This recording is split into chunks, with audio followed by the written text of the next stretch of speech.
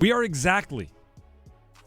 I feel like now is when you can start actually counting down. We are exactly 1 month away from the college football season starting in the Triangle. And those week 1 games are doozies. We are going to learn so much. By 5 weeks from today, we are going to know so much about these teams. And it's time to start asking the questions, or at least setting up the questions that we're going to learn about. 1 month from today, on August 31st, today is July 31st. On August 31st, State's at UConn. That's an interesting game. I'll explain why. But 2 days after that, right? So we get a Thursday night State at UConn. 2 days after that on Saturday, North Carolina, South Carolina, and Charlotte. I mean, I that's a doozy of a game, right? Battle of the Carolinas and two of the more electric, like, highlight films at quarterback and Drake May and Spencer Rattler. And then 2 days after that, Duke hosts Clemson. We talked about at ACC Kickoff how optimistic the aura around Duke was. Well, you get Clemson week 1 in Durham. How optimistic are you? Right? That's a nice little baseline. In the scheme of things, let's be clear about it. 1 game is 1 game for all these teams. All right? In the scheme of things, if you lose 1 game, are all of your hopes and dreams tumbling down the drain? No. But they aren't all just game 1 overreactions, right? I feel like that's almost been it used to be that the Monday after the first weekend of football was so many sweeping, definitive decisions, right? There was so much, this team is going to win the national championship. This team stinks, right? Anthony Richardson last year, what was it, against Utah? They won, and he was going to win the Heisman. And like, they're all just it used to be too much of that, and then everyone in the sports world labeled the first Monday after the first weekend of football Overreaction Monday, and it's like now it's we've overcorrected. Now we pretend like we can't learn anything from game 1 because everything is an overreaction. These games are tone setters. Right? These games are games that will set the tone for the rest of their season. So if they don't perform well, right? I'm not saying you have to win by 40, but if things don't look as they should, then you're immediately fighting an uphill battle. Yes, you can win an uphill battle, but you'd rather not be there. Right? Like Wake Forest is playing Elon that week. That's not as much as a tone setter game for Wake Forest as these other games are for State and then Carolina and then Duke. Right? Those are much more, there's something riding on it. Wake Forest, you'd hope you're going to beat Elon by 3+ scores, and you're going to go into your next game a little bit more, what's going on here? State at UConn is an interesting one because to me it's a mental check. Yep. UConn before last season, so eliminating last season, they had gone 10-51 in their previous 61 games. That's not great. No. That gives UConn a reputation of being, to put it nicely, not great. But last year they had Jim Mora. They spent a little bit more on their program. Jim Mora, former coach of UCLA. Before that, Jim Mora Jr., I should say, head coach with the Atlanta Falcons during the Vic era.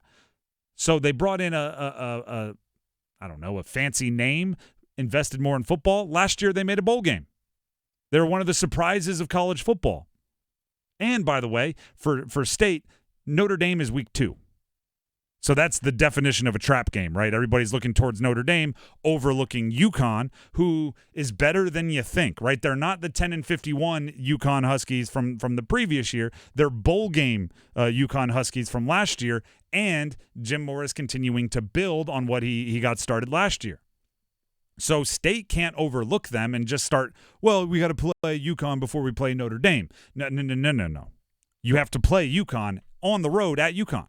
You don't want a repeat of the East Carolina football game of last season. Now, obviously, NC State won't be preseason ranked number 13, but with all the hype with Brennan Armstrong coming in, Robert Knight, the new offensive coordinator, like you said, it's a mental test. What kind of NC State football program are we going to see this year? And that's what I'm talking about we can learn something, right?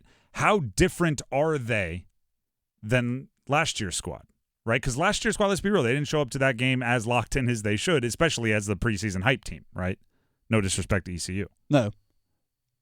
Then there's 2 days later, North Carolina, South Carolina, in Charlotte, Battle of the Carolinas. Here's Drake May at ACC Kickoff talking about setting the tone with that game.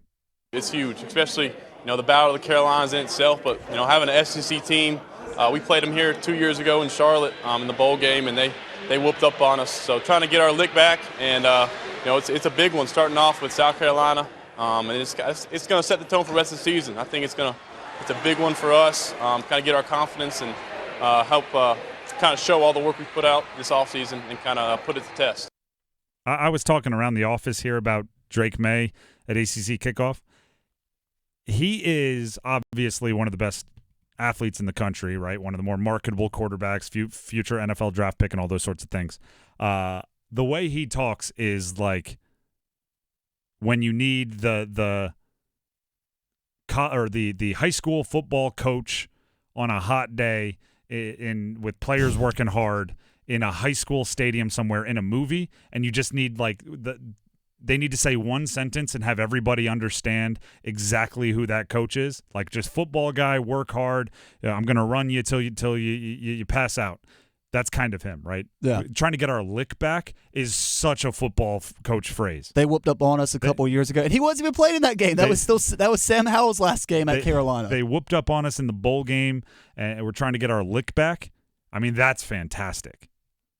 So he's there, but it is there is something about this game that if Carolina's season is a go big or go home season, it starts with the treadmill on 20, right? You don't jump on and beep beep beep beep a little bit faster, beep beep beep beep. No, you jump on and the thing is moving.